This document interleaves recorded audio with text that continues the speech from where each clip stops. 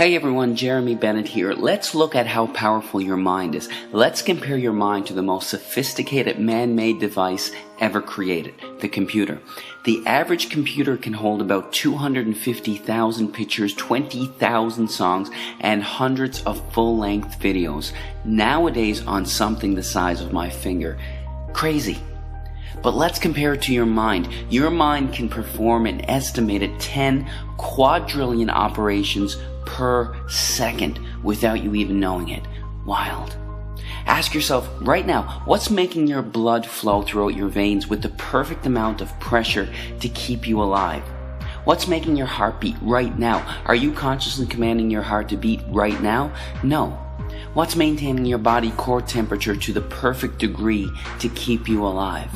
What's doing the 6 trillion things to your 60 trillion cells every single second? It's something called your subconscious mind. This is the powerhouse to who you are. Your cat has it, even your puppy has it. But of all the things that your subconscious mind can do, it can't do one thing. And this thing can help you attract good things into your life, or can absolutely demolish your health. What is that one thing it can't do? It can't distinguish between a real event and something you merely think about. Sounds absolutely ridiculous, right? What happens when you have a nightmare? You wake up, your heart is pounding, you're sweating, and you're anxious beyond words. The nightmare existed in your mind. You weren't in any real danger at all. But your mind didn't know that. You physiologically reacted as if the nightmare was actually taking place in reality. There was a study conducted where a doctor hooked up an elite athlete, a professional skier, to a device that measured the athlete's muscle fibers. He told the skier to merely think about skiing down a hill without moving a muscle. The act of thinking about skiing down the hill actually made the same muscle fibers that would have actually fired off if he were to be actually skiing fire off from thoughts. This has been demonstrated time after time with the placebo effect. Group A suffering from a particular illness gets prescribed a pharmaceutical FDA-approved drug specifically designed to treat that illness. Group B suffering from the same illness gets a sugar pill, thinking it's real medication. Both groups get cured. In fact, the New England Journal of Medicine published a study involving two groups suffering from the same degenerative knee disorder. Group A had a surgery designed to scope out the knee and relieve the symptoms of the disorder. Group B, with the permission of the family, had a fake surgery. A fake surgery. A placebo surgery, thinking that they had a real surgery.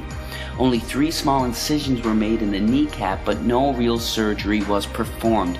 Both groups reported that the surgery was a success. In fact, researchers are suggesting that a minimum of 1/3 of all medical treatment, including surgery, is due to the belief that the treatment is going to work. The placebo effect. Most people don't realize that there is also something called the nocebo effect. It's practically the opposite of the placebo effect. The mind, instead of curing illness, contributes to illness. That's what a hypochondriac is. Their belief that they're going to develop a disease actually causes them to experience the symptoms of it. Whatever belief you hold in your subconscious mind will become your reality. Bottom line. That's how hypnosis works. The hypnotist implants the idea in the back of their subject's mind, and the subject experiences whatever they hold there. If they hold the belief that there's a spider on their arm, their eyes actually see a spider on their arm. An amazing demonstration occurs when the hypnotist walks towards his subject with his finger extended. He tells the subject that his finger is hot and burning. The hypnotist slowly touches the subject on their arm, and a blister actually forms in the exact place that the finger touched. Now, this is crucial to understand in all healing. Free will, as we understand it, is practically an illusion. In fact, 2 to 4% of the time, you decide what you want to do. You actually make the decision. 96 to 98% of the time, you don't. You're on autopilot.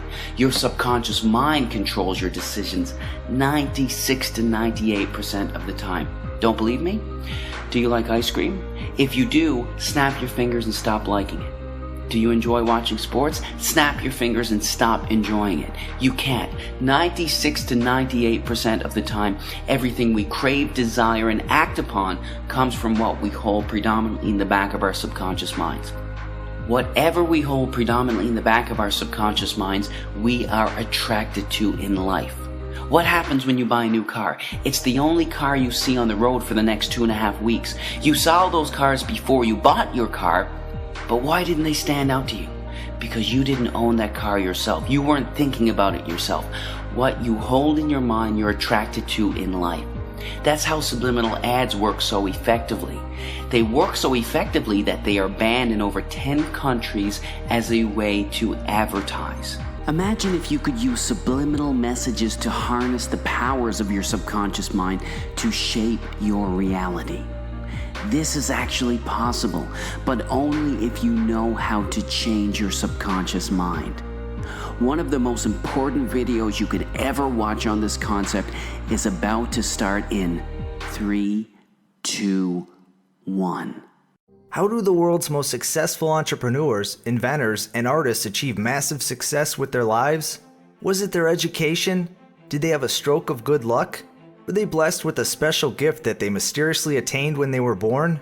Or is there something else that we aren't consciously aware of that determines the blueprint of our lives?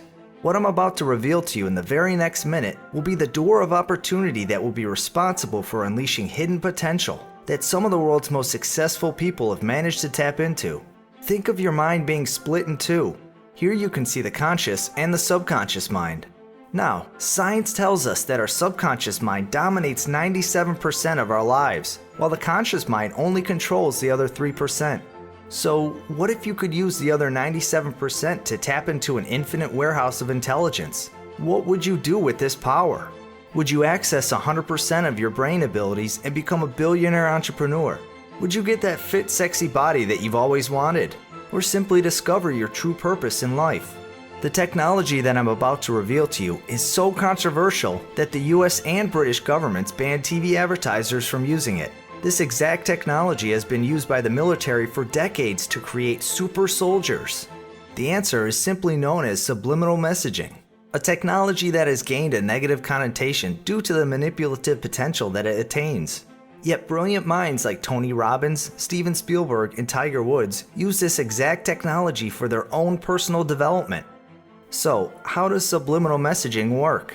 In simple terms, a subliminal message is something that enters your subconscious mind without you being consciously aware of it, making you mentally incapable of rejecting it. Whether it is a negative or positive message, it will bypass your conscious rational mind and enter your subconscious, thus reflecting upon the way you act, think, and behave. This is why affirmations and visualization techniques often don't work, because these require consistent, conscious effort. And unless you absolutely believe your affirmation beforehand, they will never bypass your conscious rational mind. Now, you're probably wishing that you had been taught to master your subconscious as a child, but the truth is that you're not responsible for the programming that you picked up in childhood. However, as an adult, you are 100% responsible for fixing it.